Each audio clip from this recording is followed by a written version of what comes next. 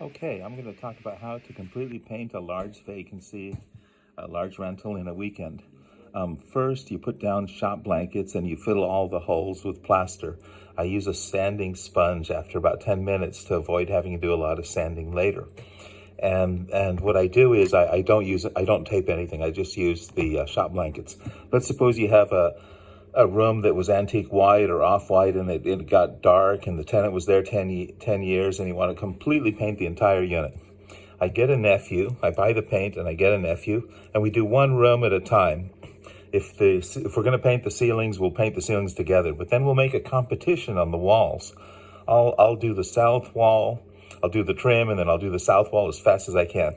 And then he'll do the north wall and he'll paint the trim and do it just as fast as he can. And then I'll do the east wall, I'll do the trim and then paint as fast as I can. And he's timing me while I'm doing mine and I'm timing him while he does his.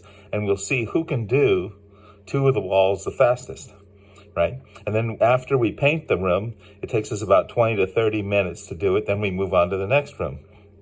And in just a few hours, you've completely painted the entire unit.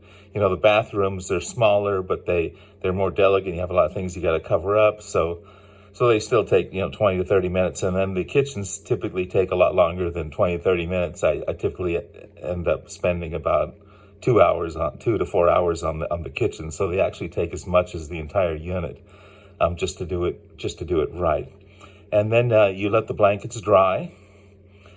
Maybe you go eat dinner, you come back, get all the blankets, and then you wax the floors. And that's how I paint a large unit in a weekend. Have a nice day. Bye-bye.